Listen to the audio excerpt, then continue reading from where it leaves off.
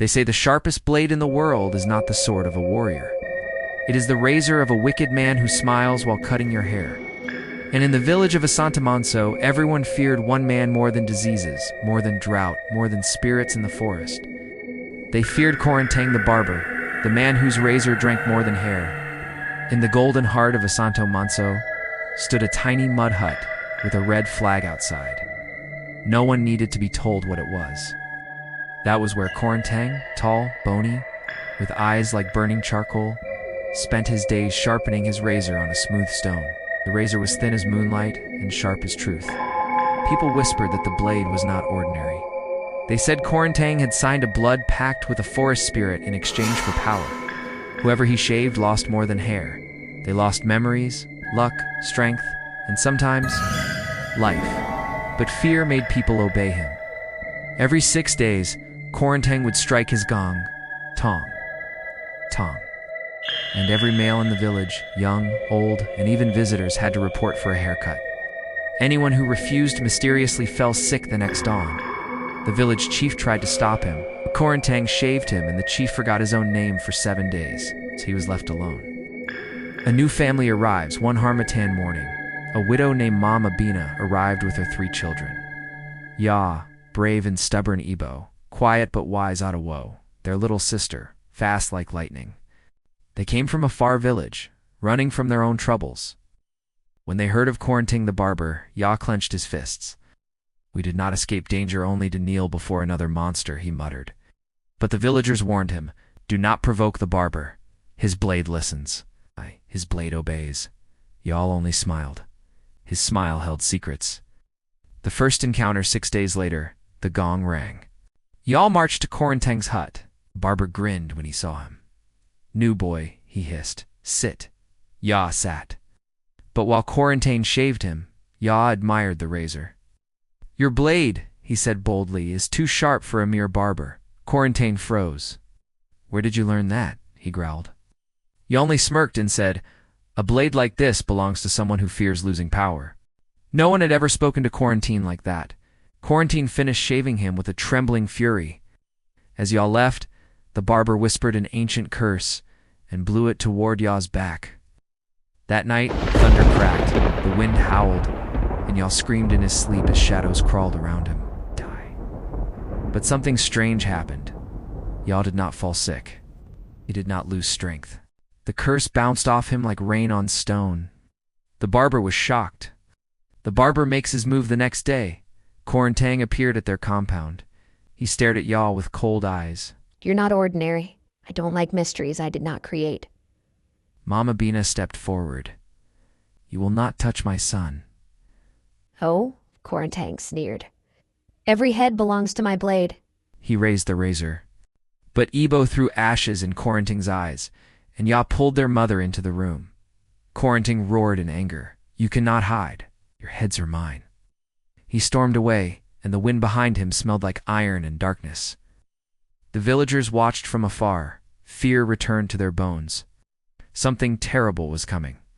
The spirit in the forest appears. That night, as the family discussed what to do, Ebo suggested they visit the old forest shrine, where good spirits were said to speak in whispers. Yor agreed. They entered the forest at dawn, and the deeper they went, the colder the air became. Suddenly, a glowing figure appeared beside an ancient Iroko tree, a spirit woman with silver eyes. I know why you've come, she said. Korantang's blade is cursed. It steals life for the forest demon Sasabanzam. If you want freedom, you must break the blade. But how? He asked. The spirit pointed to Ya's chest. You are the chosen one. You carry the mark of resistance on your heart. The blade cannot cut you. You alone can capture it. Ya touched his chest and felt a warm glow. But beware, the spirit warned. To break the blade, you must face Korantang when the moon is blood red. That is when he is strongest and weakest at the same time. The forest trembled. The sign was given. The storm of destiny was moving. News spread like wildfire. The blood moon would rise in 3 days. Korantang began preparing. He sharpened his razor until sparks flew like angry stars. He chanted forbidden incantations. He fed the blade with drops of goat blood. Villagers hid in their homes praying for survival. But Ya, Ebo, and Adwa spent each night training. Ya learned to face fear. The blood moon rose like a wound in the sky. Every drum in the village stopped beating. Every fire dimmed. Even the insects fell silent. In the center of Asanta Manso stood Quarantine, tall, bony, with eye like burning charcoal, the barber, holding his cursed razor. But tonight, he wasn't the same barber the village knew. His skin pulsed like molten iron. His veins glowed red. His shadow moved on its own. And his razor, the razor sharpened with the spirits of 100 stolen memories, hummed like a hungry beast. Ya stood opposite him, bare-chested, fists clenched, heart pounding. Ebo and Adua watched from the shadows, praying. The villagers held their breath. Tonight was the final reckoning. Korantang raised his razor high. He snarled, "You humiliated me. You insulted my blade. Now I will take your head slowly." Blue flames burst from the razor. His body expanded, bones cracking, muscles contorting. His shadow rose from the ground and wrapped around him like armor. He transformed into a monstrous version of himself. Half man, half spirit, all rage. The villagers screamed and ran behind their huts. Ya did not move. Korantang laughed. "You think bravery can save you? You should have run." You'll stepped forward, steady. "I don't run from evil." Korantang dashed forward, faster than the human eye could follow. Swoosh. His razor sliced the air where Ya's neck had been a split second earlier. Ya rolled to the side. Korantang struck again. Crock. Ack. The ground exploded where the razor hit. Dust flew, children screamed, goats scattered. Ya rose and charged back, punching Korantang so hard his shadow armor flickered. Korantang staggered. The villagers gasped. No one had ever touched him before. "You arrogant boy," he roared. He swung again. Ya ducked, grabbed Korantang's wrist, and slammed him into the dirt. Korantang snarled and kicked Ya across the square, sending him crashing into a palm tree. Bo screamed. Adwa ran forward, but Ya raised a hand. "Stay back." His voice was calm. Korantang's eyes glowed red. He stabbed the razor into the earth. The ground split open. A cold wind howled. And from the crack rose the spirits of the missing villagers, the ones whose memories, strength, and lives he had stolen. Pale silhouettes with empty eyes floated around the square. Their voices whispered, "Free us. End this. Break the blade." Ya felt chills crawl across his skin. Korantang grinned wickedly. "They fight for me now." He pointed the razor. The spirits rushed toward Ya like a storm. The spirits hit Ya like waves of cold water. But when they touched him, they did not harm him. Instead, a fiery mark on Ya's chest began to glow, just as the forest guardian's spirit had foretold. The spirits recoiled, whispering, "He is the one. He carries the mark of truth." Ya stood straighter. A warm golden aura wrapped around him. Korantang stepped back in disbelief. "You are protected." Ya clenched his fists. "You stole their lives. Now they'll give me strength." The spirits swirled around him, merging with him, filling him with power. Ya felt 10 times stronger, faster, braver. He looked Korantang dead in the eyes. "Let's finish this."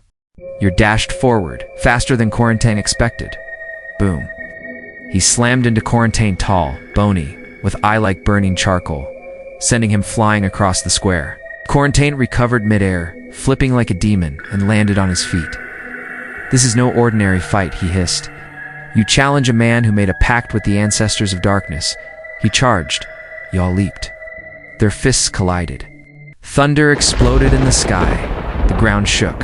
Huts cracked. Trees bent. Children cried. Ya threw rapid punches. Korantang blocked with the razor. Sparks flew everywhere. Korantang slashed. Ya caught his arm, twisted, and snapped the shadow armor. Korantang screamed in rage. "You cannot beat me!" Ya smirked. "You fear me. That's why you want my head." Suddenly, the razor jumped out of Korantang's hand. It hovered in the air, twisting, spinning. Glowing brighter and brighter, it had awakened. The razor whispered, "I want blood. I want freedom." Then it turned on Ya. It slashed at him with its own spirit. Ya blocked with his forearm. The blade did not cut him. His aura protected him. The villagers gasped. Korantang's eyes widened with fear. No, it can't be. His blood is stronger than the curse. Ya grabbed the razor mid-swing. His hand burned, light flashed, the razor shrieked. Korantang lunged to take it back, but Ya flipped and kicked him square in the chest, cracking his ribs. The spirit circled Ya again, chanting, "Break it. Free us." Al lifted the razor with both hands. "Don't," Korantang screamed and charged. "Don't you dare." Too late. Cry cut. The razor split in two. A blinding explosion ripped across the village. All the spirits instantly vanished. The sky cleared. The curse snapped. Korantang fell to his knees, choking, his power drained. His shadow fled. His veins dimmed. He scrambled toward the broken razor pieces, whispering, "Please. Please." He lifted a shard. His hand slipped, the blade sliced across his own neck. Korantang froze. Dropped. Silent. The wicked barber had finally been cut. Ya stood over him, breathing hard. Ibo and Adwa ran to him, hugging him. The red moon faded. The wind softened, and from all corners of the village, men who had lost memories regained them. The sick rose from their mats. The weak felt strength again. The barber's curse was gone. The villagers stared at Ya, trembling in awe. "You have given us freedom," the chief said. The people lifted Ya, Ibo, Adwa, and Mama Bina into the air. For the first time in many years, Asantamanso slept in peace, and they never forgot the night. When the wicked barber got cut and the village finally got its freedom,